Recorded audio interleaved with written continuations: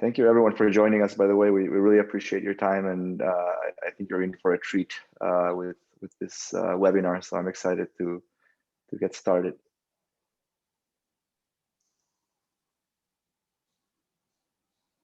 Okay.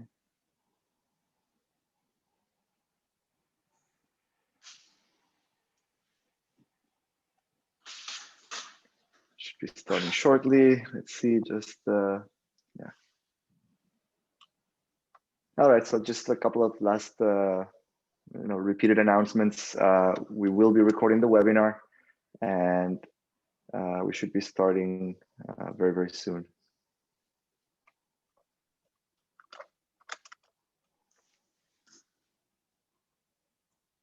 Great. I think we should probably get started. People will trickle in, but we already have a nice group of people here joining us, a lot of familiar names. So welcome everyone, and thank you so much for joining us.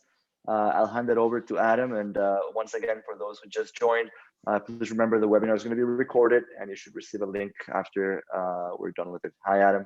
Hey, Max. Thank you. All right. Welcome, everybody. Let me get this situated here for our recording.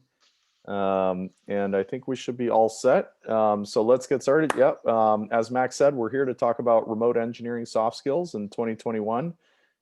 We think 2021 is going to be a really big year in a really positive way, and we want to help create the most opportunity possible for the engineers that we work with and those that we have yet to work with, but we'll meet over the course of the year. So we put this presentation together. We're just going to give you all of our secret sauce that we're not going to hold anything back, and hopefully you guys find it helpful. So let's dig in.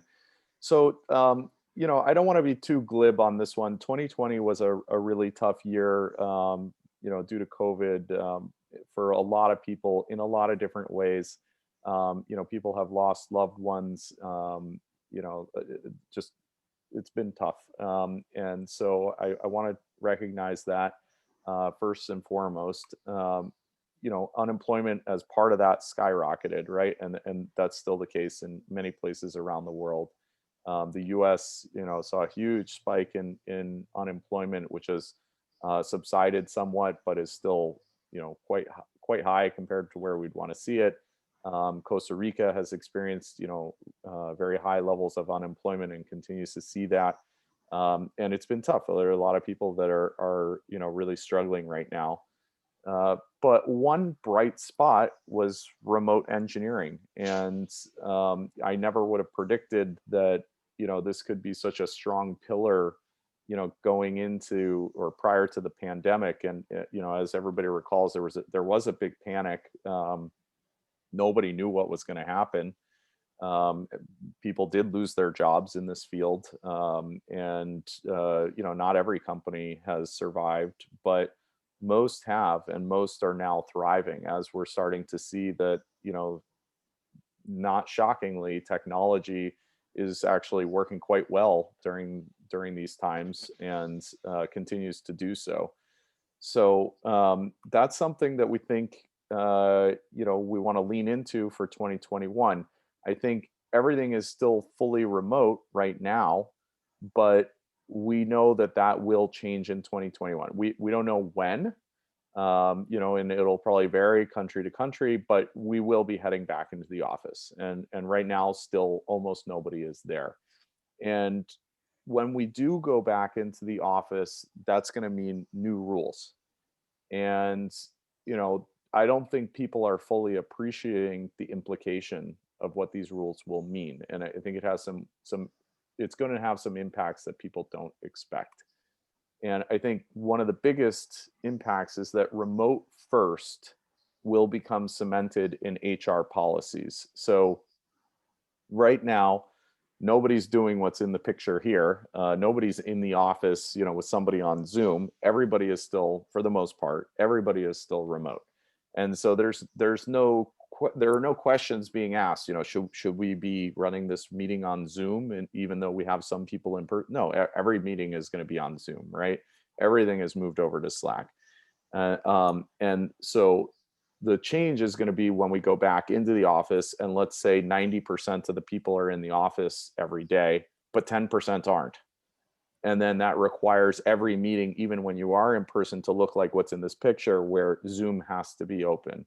And that's a very basic example, but it's going to, HR teams are working on this right now, trying to figure out how they do everything from snacks that are in, they bring snacks into their kitchen. Well, if they're going to do that for the people who are in the office, how do they make it fair for the people who aren't in the office? And, they're figuring out how to deliver lunch when they have lunch delivered to the office. Maybe they're going to give you an Uber Eats coupon so that you can have lunch delivered to home.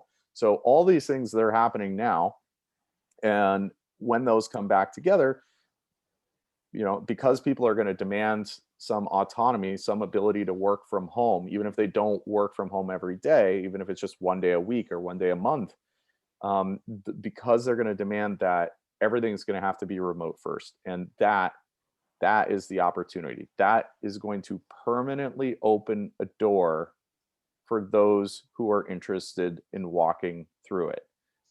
It's been really the leading edge companies up until now that have been willing to engage in a substantial way in remote. And now, once HR writes that rule that says, everything has to be, done in a remote friendly way, and well, that's going to mean that not everybody's going to have to hire their workers locally. And as soon as that happens, that's like ripping the Band-Aid off. It's going to start, everybody's going to start saying, well, geez, I don't need to hire just in Boston or Silicon Valley or Austin, Texas, or wherever. I can go anywhere else. And so then the question is going to be, how do they find those engineers? How do they connect with those engineers? And how do those engineers, the subject of this presentation, actually become good candidates for those companies so that they can start to have more direct relationships, so that they can open their career up to another level that a lot of them aren't hitting. And I think one of the biggest barriers for many engineers will be weaknesses in soft skills. We interview lots and lots of engineers, and this is one of the biggest areas where we see people get removed from the process. And I think that engineers rightly focus on their technical skills. They're right to do that. That's an automatic disqualifier, right? If you don't have the right technical chops, you're not going to be considered. And so you've got engineers focusing on working in the latest languages, making sure that they, have a broad enough skill set. Oh, I'm back end, maybe I should be full stack so that I'm more, appealing, or, whatever it might be, which, by the way, you don't have to do. But, and that's all important. But focusing on soft skills is equally important, because once you get your foot in the door with the technical skills, if you blow it on the soft skills, you're not going to go anywhere. Or if you do manage to pass an interview, you're going to find yourself fired a short time later, because you didn't have what it takes to exist in that ecosystem. But it's not all doom and gloom. The good news is, well, why are we here? Most soft skills can be improved with effort, and a lot of it just takes awareness and a desire to improve, and you can make inroads very quickly. So, we're Telescoped as a company is relied upon by top tech companies in the US to help screen for soft skills. We do a lot of things. It's not just screening for soft skills, but that's one of the things that people rely on us specifically to do. And we have 11 of our most critical areas that we sort of probe in, that I'm going to go through in this presentation. These are the things that we're looking for most of all when we're talking to candidates, when we're learning about them, when we're having conversations with them. So, number one, self-motivation. So I think probably the picture here looks kind of familiar to most of us on the call. Spending a lot of time staring at computer screens, always, but in particular these days, by yourself in a home office or in a bedroom. I see a lot of backdrops that are pretty entertaining in Zoom these days. I'm learning a lot about people's personal hobbies and toys and games and stuff that I see in the background, which is always fun. But so, why is this important? These tech companies, they do bear some responsibility on the motivation front. They see themselves as being responsible for getting everybody motivated to and aligned around a vision, you know, okay, we're going to solve this problem, and sometimes it can be, you know, saving the world, saving the environment, or sometimes it could be in banking, but it's still really important and we have to do this. And but they see their job as getting everybody motivated around that vision so that everybody can get excited and work on that. But beyond that, they're not going to take any responsibility at a personal level to motivate you to get up every morning, to do your best, to be your best, to execute against that vision. They kind of see their job as ending more or less at that higher level. And you know, if you're showing up every day and, you know, having a bad day, not, you know, not really kind of getting excited about what you're doing, that's going to be a problem. And when, you know, when people are in the office, even though we don't agree with it as a philosophy, you know, in terms of FaceTime, and obviously you can't actually control how productive somebody is just because you see them sitting in front of their computer. People still associate that with having some control over being able to motivate you. And so when you're not in the office, when you're not there in person, when they can't see you, you know, they get nervous, and so they want to make sure that you're going to be self motivated. Integrity.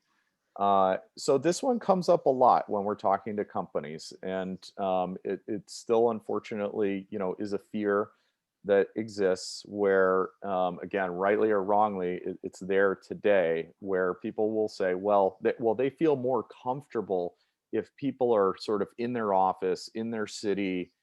You know, if something were to go wrong, I don't know, maybe they think they're going to be able to drive to your house or something, which of course would never happen. But they just feel more comfortable. And so when, you know, you start going outside the city, when you start going outside the state, outside the country, it just, as that distance increases, the anxiety level goes up for the founders, the managers, and we get the question, you know, what happens if something goes wrong? You know, what happens if somebody decides to do something malicious, or maybe they don't do something malicious, but, you know, it's a little bit questionable, you know, how am I going to even know? And if I do find out, then, you know, how would we even handle it? And so it's the best way to avoid that situation is to not get into it in the first place. And so integrity is so, so critical. You know, people are always kind of listening for cues on this stuff. And if they start getting hints that there could be, you know, some kind of issue there, it can scare them and and they're going to run for the hills. And once you're in a job, you know, there's a lot of, you know, this obviously crosses over into trust.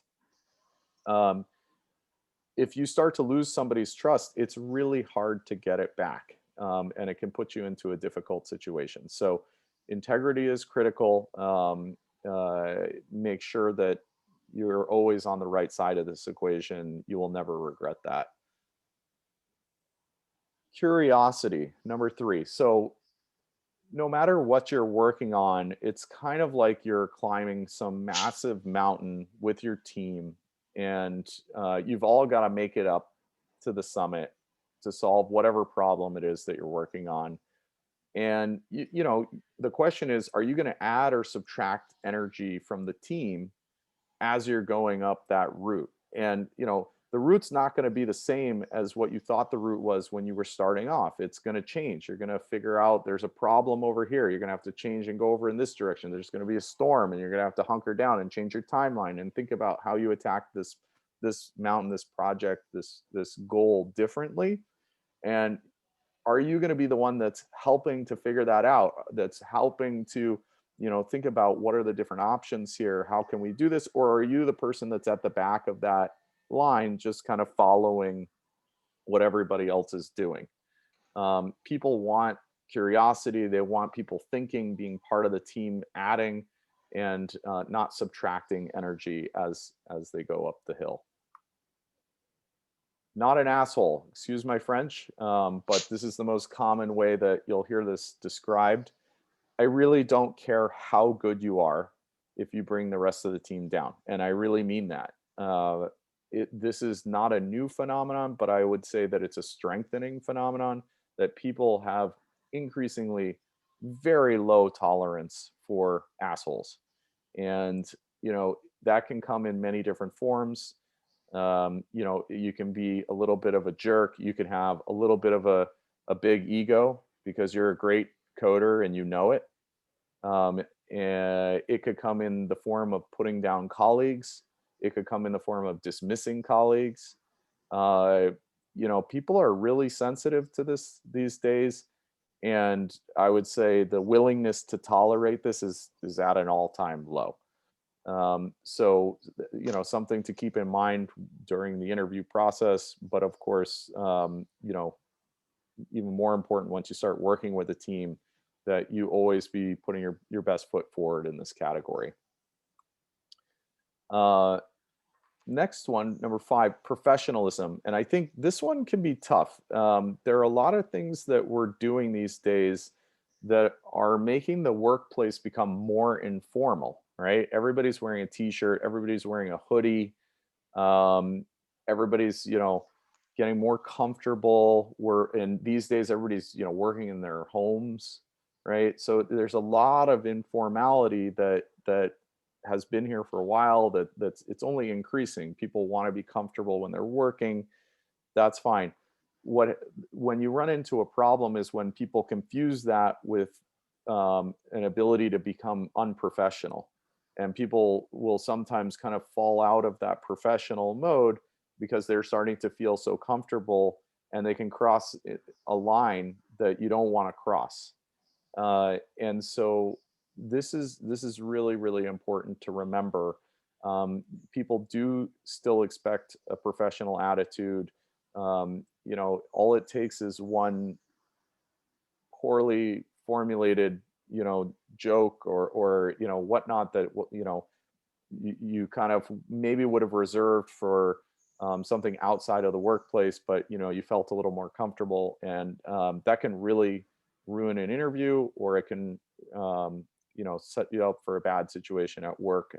So just remember, no no photos of people giving the bird at work. It's probably not going to be looked upon too favorably.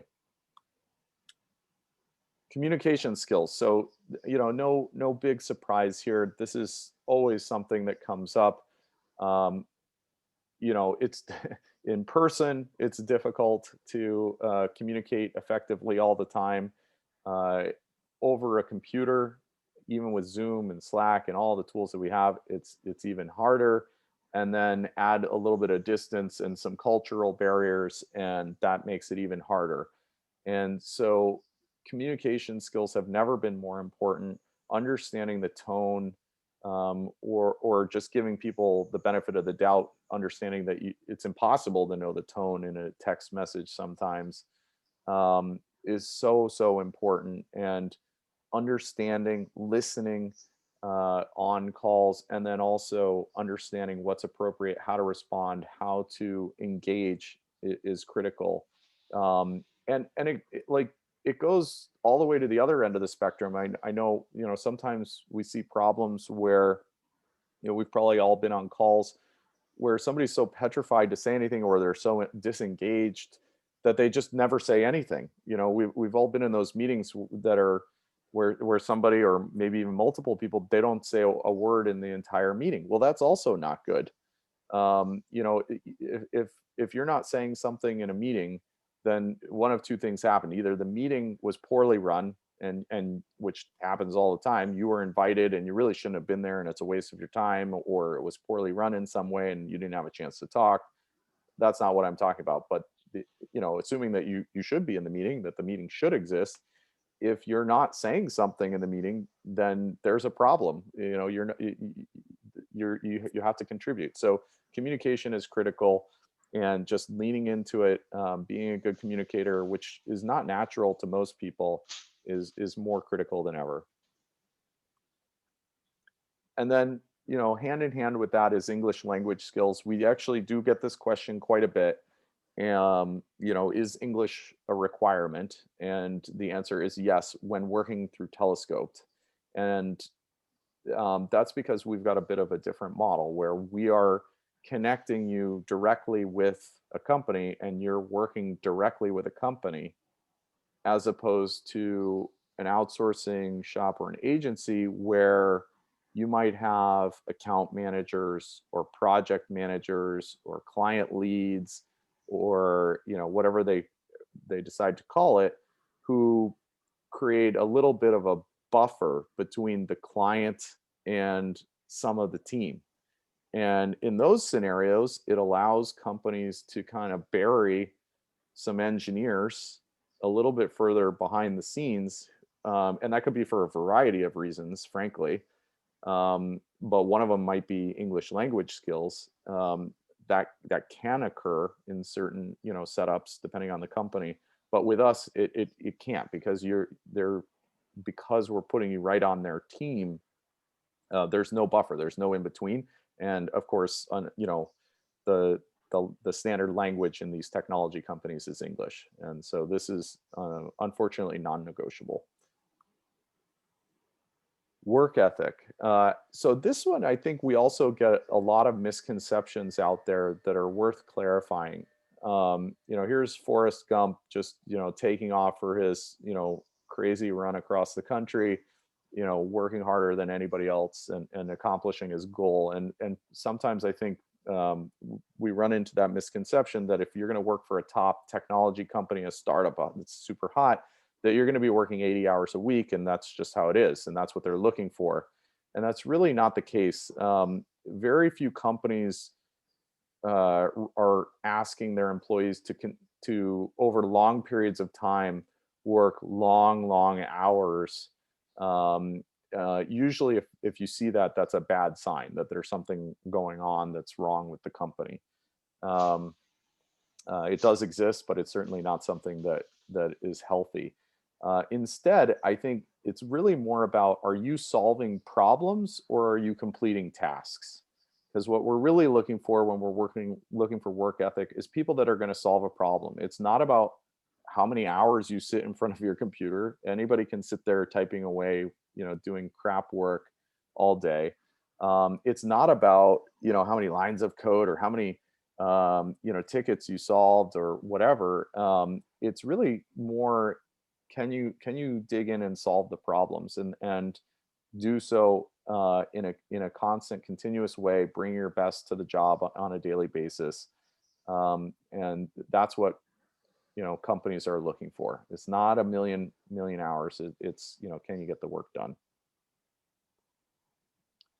Positive disposition. So not this guy. We've sorry, I'm probably pointing at the wrong side of the screen depending on how my camera's working here, but we've probably all worked with this person before. It's the person that on Thursday they're having their fourth bad day of the week, right? Like and every time they come into a call, they just look mad, and you don't know if they're mad at you or if they're mad at the world or the project or what, and you're kind of tiptoeing. That mood and energy are so critical. When a team is excited and motivated and happy and just pumped, there's nothing that can stop them, and that team cranks and does amazing things. And the opposite happens when the mood is poor and things aren't working, and you hit some roadblock on your project, and the mood drop, the work, the productivity grinds to a halt. And so people want somebody who's going to show up with a good attitude. That's important. And it's not about faking it. It's not, nobody has a good day all the time. If that's happening to you, you're probably faking it. People have personal challenges, things come up. That's okay, and you should talk about those things when they occur. And Mariano, when we get to his part, we'll talk a little bit more about this. It's not about hiding that stuff. It's more about what is your sort of nature on a daily average basis. Is it positive? So that's something that these guys are looking for sure. Which I think bleeds right into passion, number 10. And why does anybody care if you're passionate, if you get your work done? It's really just about sort of people like to be around other people that are like themselves. Again, not necessarily a good thing, but it tends to be true. And so founders are almost by definition pretty passionate people. They they may have quit their job. Well, at some point, they quit a job to start a company to do something their parents maybe told them is a dumb idea. They took financial risk. They, did all these things to pursue a dream of solving some problem out there, and that generally goes hand in hand with having a lot of passion. And so there's this trickle down effect. The people that they hire directly, the people that they work with directly, they want those people to be passionate, and then those people hire more people in the organization. So even though, as the company grows up, it gets bigger and bigger, and there's less direct interaction between a founder and the employees, a lot of these companies, when they're 100, 200, 500, even 1,000 people still, there's a lot to be said there for screening for this passion. And it doesn't, especially initially, it doesn't even have to be about what the company is doing. That's great. People are always going to want to see somebody that's excited about the space or something specific that the company is doing, but it's not a requirement. Even if you're passionate about something else, likely people are going to take that as a signal that you could get passionate over time, because it needs to be genuine about what the company is doing. And so that's going to be seen as a positive, and so something to think about. And then 11, punctuality. See how we're doing on time. We're right on schedule so far with the webinar. This one is very simple in some ways, but unfortunately it can be binary. So it's worth bringing up. Being on time is a skill. It's not magic. Some people have a harder time with it than others, which is totally fine. Doesn't make them bad people. But for some people that you're going to work with, it's a binary thing. And it would not be unheard of for an engineer to show up to a meeting 2 minutes late, for them to be cut from the interview process without any questions. Of course, if there's a really good reason, you'd like for that to not happen, but it can be a pretty strict thing. Not everybody's like this, by the way. Some people, operate a little bit differently, but you don't know what flavor of person you're dealing with. And you don't know if it's, just because the first person you were talking to was a little more lax about it, doesn't mean that the second person you talk to in the interview process will think the same way. So the only way to solve for this is to be on time, every day. The only way to do that I know of is to be early. So anyway, just keep that in mind. All right, so I promised you 11 things. We went over those 11 things, but I am really excited now that we've got Mariano Alvarez on with us.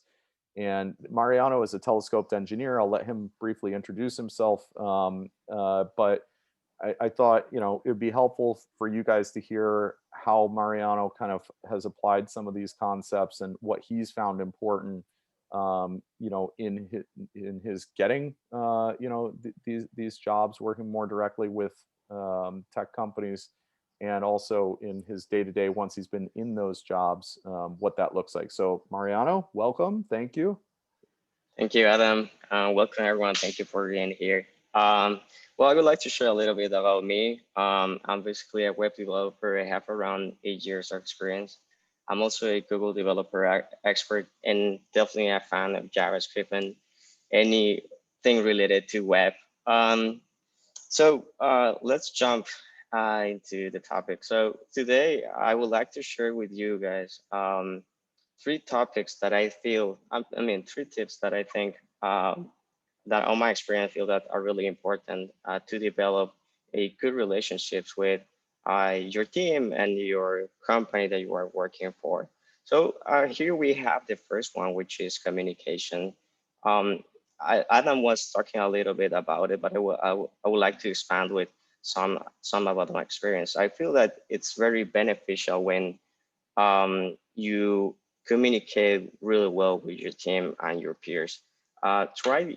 You should try to always let them know what things you're currently working on, what kind of blockers you have, or anything that is preventing you to deliver your work. And this, I'm not talking about only having a stand-up. I'm saying that you should do this every sometime through Slack or whatever communication tool you use. But why is this important? Well, I feel like communication helps a lot on coordinating the work. I don't know if you have experienced this, but at least I have faced it in past. I remember when I was starting as a developer, and I remember that I needed to migrate a application to a newer version, and I just started. I basically take the ticket and start working on it, migrating the application, and but I took the wrong decision of fixing bugs at the same time. I didn't let anyone know, and then when I pulled the latest changes from the repo, I find out that someone else fixed the issues too. So I basically ended with a massive um, conflict in my code. And well, in my mind, I was wondering why I didn't say anything, why the other person didn't say anything. So definitely we see that something that is really small, like that you could share like a small message in Slack or any tool will avoid you having that big problem. So communication, it helps to basically uh, fix issues faster, right? Um, and I don't know why, but devs and I include myself, sometimes we live in this bubble, which is a really common term right now. But we live in this bubble where we just start wearing our headset, listening music, and for some reason we start communicating, and that's honestly really bad. I feel that for us, we need to communicate, and there is another thing to consider. Sometimes we spend a lot of time on fixing something, and we don't ask anyone in the team first to see if someone knows the answer of it. I mean, if no one knows it, it's fine if you spend like hours or 2 days or 3 days trying to fix this issue by yourself.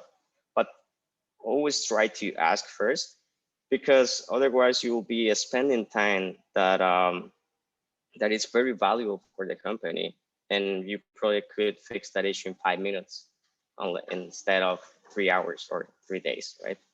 And don't be afraid that people will look you different just because you're asking something simple, or you're just asking.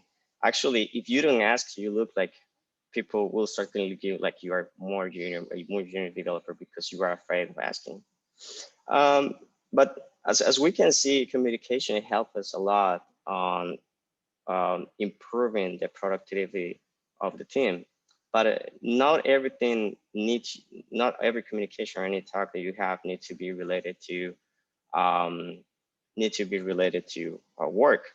It's always healthy for the team, for you, and for everyone to have different kind of conversations, like what did you do what do you do on the weekend, or that kind of stuff, because at the end there is a person behind the computer that is fixing issues or creating new features or whatever, but it's still a person, have feelings, have kids, have family.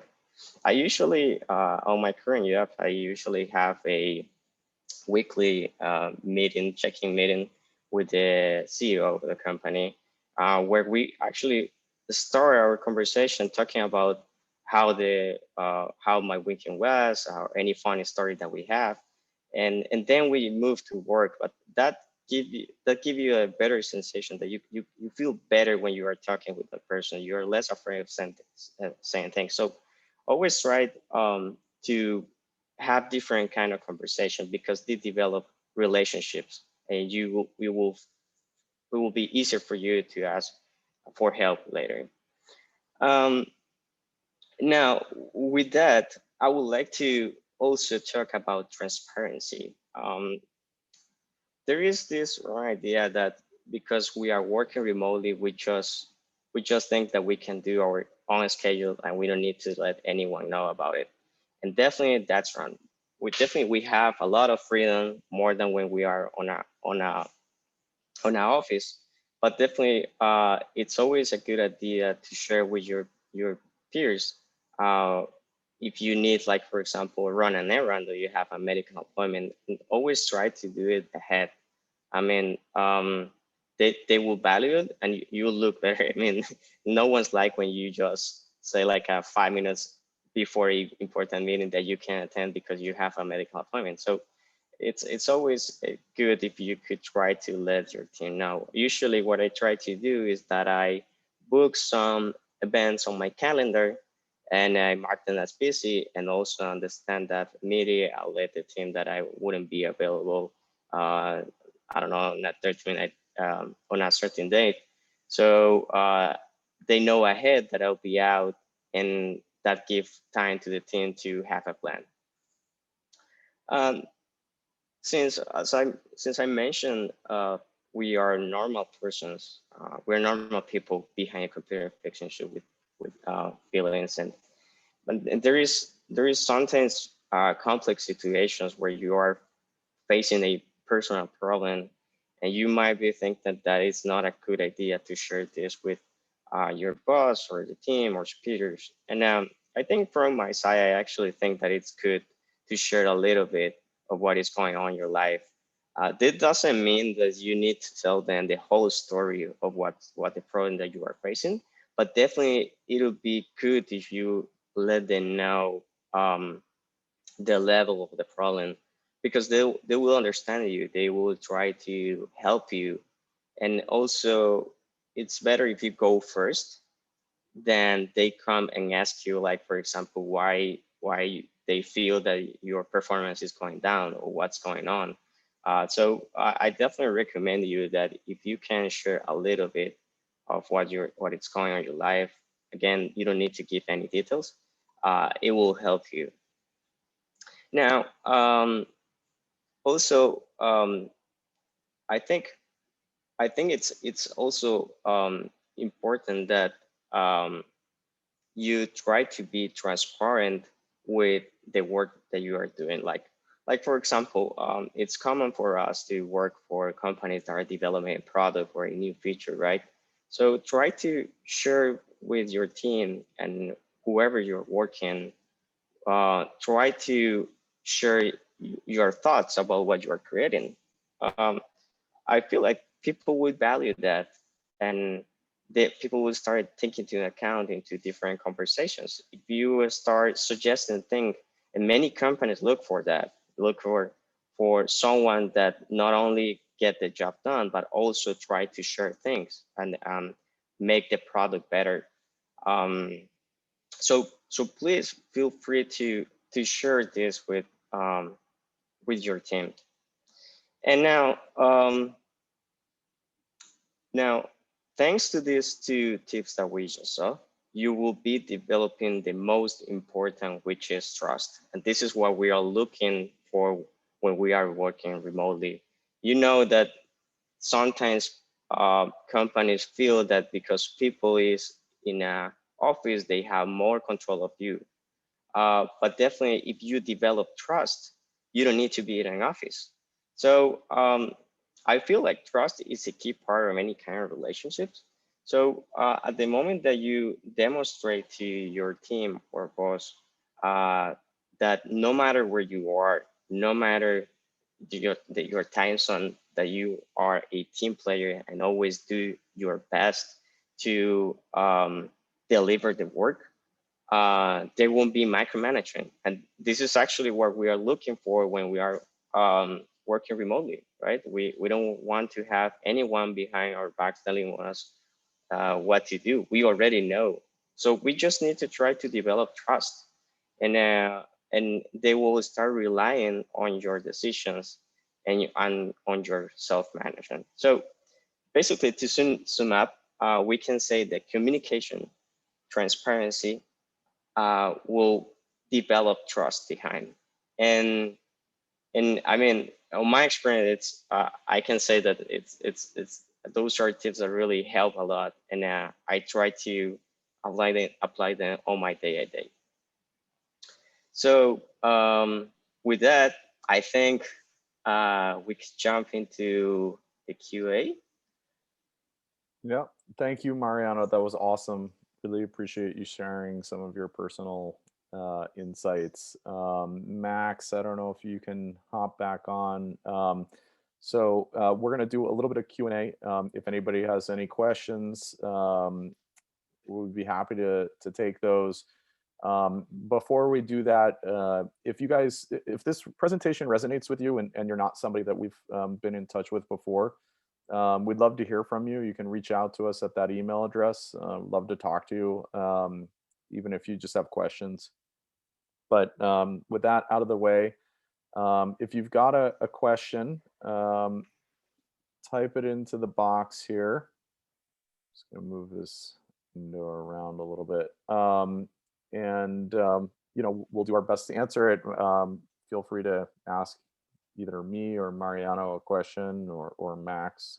But Max is gonna take a couple, and after we do a couple questions, then we'll wrap up and we'll go from there. So Max, anything come in?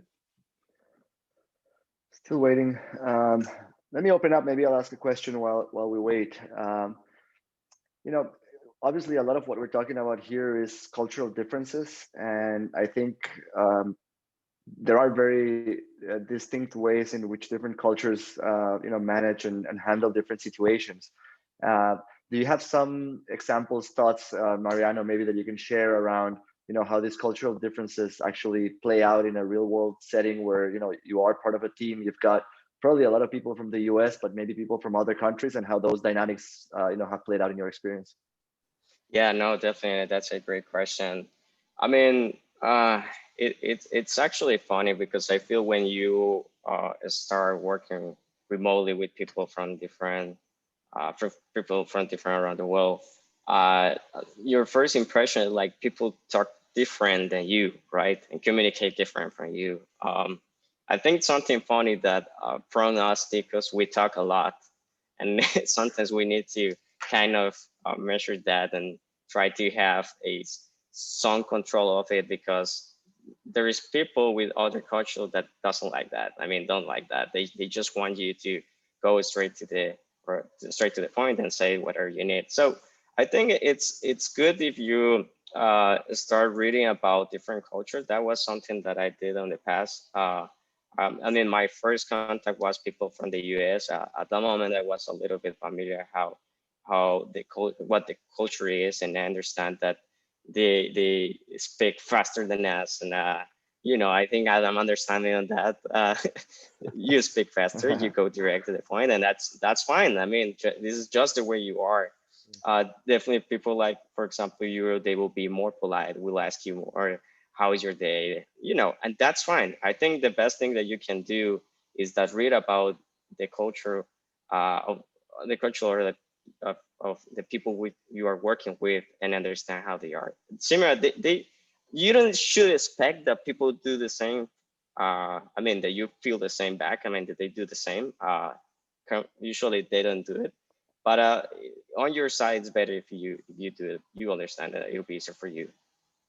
Yeah, I mean, I just want to add, Max, that also the I think the flip side of the coin is interesting, which is that there is so much cultural alignment, particularly between Costa Rica and the United States, and that you also don't want to forget about that aspect. I mean,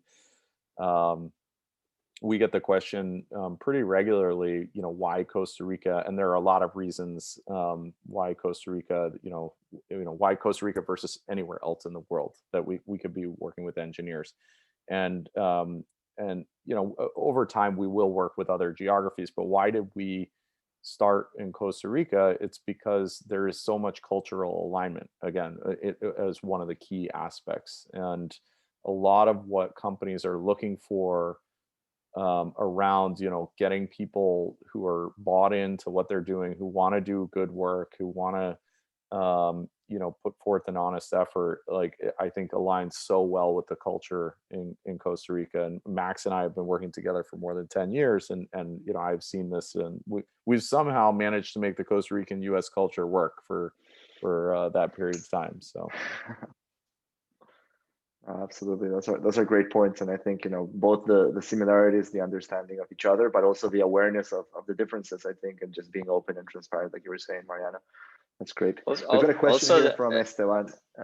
Go ahead. Sorry, just wanted to Go add that also that we need to consider is the time zone, right? Mhm. I mean, this is not related to culture, but definitely it's something that helps is that Costa Rica aligns a lot really well with different time zones that are in the US. Yeah, definitely. Yeah, that overlap makes the work somewhat easier for sure. Less things to deal with. Awesome. So we've got a question from Esteban. He's asking, what are the some good ways to bond with teams now that everything is remote? Who wants to take it? All right, Mariano, I'm gonna let you take that one. Okay. Well, there was one team, but where we used to have like a meeting, definitely not related to work.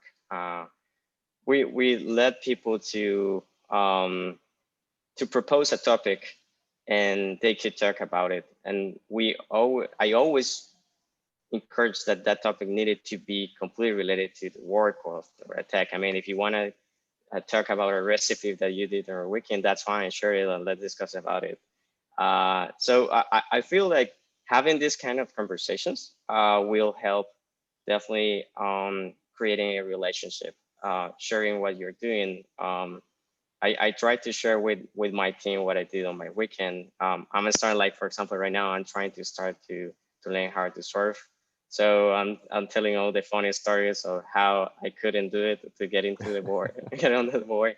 So any kind of conversation that be not related to work will definitely help. Yeah, and I can just add to that, we're developing software at Telescope that helps to share sort of social things on a daily basis within the internal team. But then beyond that, like Mariano was saying, we are pretty regimented around having dedicated time to talk about non-work things. Even though we're extremely busy, we force ourselves to take time. We actually put it on the calendar to it can be to talk about nothing if that's what happens, but to specifically not talk about work. I think that's pretty critical and something that's pretty easy to implement if your team hasn't already done so. Excellent. Yeah, 100% in agreement there. We've got another question. It says reverse question. So let's see. It says, with so many Hispanics in the US, do you think Spanish first could be an option at some point? So still bilingual, but Spanish first. So I'd love to get your thoughts on that. This is from Max, an why anonymous don't I feel attendee. like you should take that question. I've got my opinion, but I think you should take that one. I think my perspective is that you will see it. It's probably going to be fewer cases, not the norm, at least not in the near term. Obviously, Spanish is a huge of huge importance here in the United States, but I still feel like for better or worse, tech is dominated by the English language, and it could be just because of the corpus of content and data that exists in the internet. And I don't see it kind of flipping anytime soon, to be honest. Maybe there will be some exceptions, but I would see them as exceptions. That's my take. Yeah, I would agree with that. I think that again, for better or worse, there's a huge number of people in America that speak Spanish. I don't see tech companies switching over to Spanish. I don't see that correlated with how much Spanish is spoken in the general population in the US. I think it's going to probably remain for quite some time in English. Yeah, but part of the challenge is also that the clients, ultimately the users, customers are all around the world. And, obviously English is kind of like the preferred language in that regard. So I think that's also something that dictates some of that. But let's move on to this other question. It says, from Jose, I would like to ask, how do you handle, if the client needs you to work outside of normal working hours, weekends? So I think this comes a little bit back into, work ethic and, just how different countries perceive different, types of engagements in terms of doing work. So yeah. Yeah, Mariano, so if your surfing is being interrupted, how do you handle that? Yeah, I think it depends on the situation, but I mean, something that I feel that helps a lot is to give some perspective of the complexity of work. And unfortunately, there are some situations like where there is a deadline that you need to where you need to deliver your whatever you're looking for, right? If you're building an application, there is a deadline.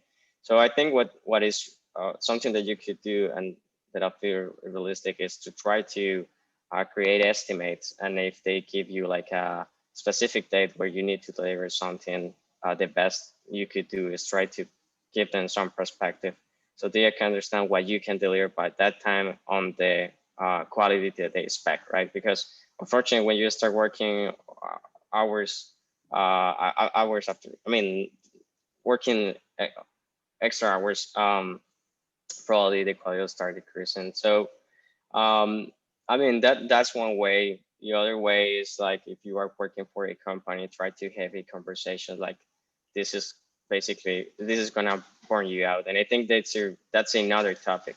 And you definitely need to be careful, because at the moment that people start working a lot, they will start not being that productive, and that impacts a lot the project.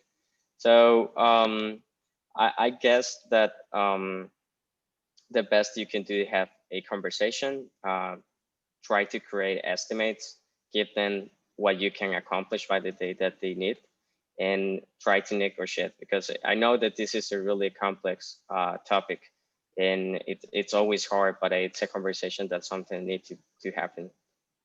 Yeah, I would just, I agree with all that. I would add to that, to try to, and this can be really difficult, but usually if there's some unreasonable number of hours that are being asked, there's some underlying problem. Sometimes it's not in your control. It could be that the company is under a lot of financial pressure, or something that really has nothing to do with you, that's trickling down to you. Or other times it could be a manager struggling personally, and they're under pressure from their boss. Or it could be that you've got some weaker folks on the team that are bringing down the productivity of the team. Or it could be a problem with the code base, where a business person just doesn't understand the complexity of the code base, and some of the problems that technical debt are creating in terms of trying to move forward, and how you might need to take a step back to go faster in the future. um, Understanding what the cause is, and then trying to problem solve together, um, can be an effective tool. It's really hard to do sometimes from the position that you might be in as an engineer. Sometimes we at Telescope can help, as a third party to figure that out. But if you can figure it out and you can problem solve together, that can be helpful. Nobody should ever be asked to work long hours on an ongoing basis indefinitely. Conversely, nobody should ever expect that they will never be asked to work more than 40 hours a week. That's also unreasonable. It's got to be somewhere in between. Yeah, no, that's very well said. So we're getting to the end of the webinar. I'll ask the last question that we have here. Mariano was talking about trust, Adam, and some of the questions that sometimes we get, I think, relate to this, which is trust is great once you've got an ongoing relationship and you want to build that up. But how do you kind of filter or prevent companies from disappearing? Like a month into an engagement, how do you know it's not two students without a budget hiring you? And how do you prevent or build that trust ahead of time? Yeah, I think it's hard. And that's a lot of what we're trying to solve, with Telescope, because the trust problem exists both ways. The companies, when they're looking to a place like Costa Rica, they don't know anybody there. They don't know the universities. They don't know the people. They don't know the companies. And they might look at a resume and they don't know how to do a background check. They don't know how to do a reference check. It's very hard for them to trust. And so that's part of what Telescope tries to do, is to bridge that trust with our understanding of the ecosystem. Then in the other direction, for engineers to trust the company is going to be good. I'd say, the equivalent is kind of going on Upwork, right? Who knows what kind of, stuff is posted there. Some of it is great, big, or it doesn't, big is not necessarily good, but great companies can be on there looking for talent. But there's also an awful lot of what you described, Max, where it's something that's not going to be stable, it's not going to go anywhere. And so we also try to bridge that gap for the engineers by using our understanding of the ecosystem in the US and screening for companies that are not going to fall apart overnight, that are not going to, leave somebody hanging. And then ultimately we put a guarantee in place for the engineers to make sure that if something were to happen, that they're covered. So it's unlike an Upwork situation or some other freelance situation in that way. So we try to solve for that. I think, it's a little more challenging as an individual to do that, but not impossible, and worth doing, by the way. Either through Telescoped or by yourself, trying to kind of do some diligence on the company. It's worth doing. Fantastic. So thank you so much, Adam. I think we're at the end of our time. So thank you, Adam. Thank you, Mariano. I think this was awesome. A lot of really good knowledge that you shared around soft skills and other things. Thanks everybody for joining us. We really appreciate it. I mentioned earlier we're recording this, so we'll be sending the link over to you on the email that you signed up with. And we're very excited about 2021 and how remote work will continue to evolve. We'd love to meet you. So Adam mentioned earlier, if we haven't spoken to you, reach out. We're very open and available and willing to meet awesome people around the globe. And if you're interested in learning more, hit us up on that email, goremote@telescope.com, and we'll be in touch. Thank you and have a great rest of the day. Thanks, guys.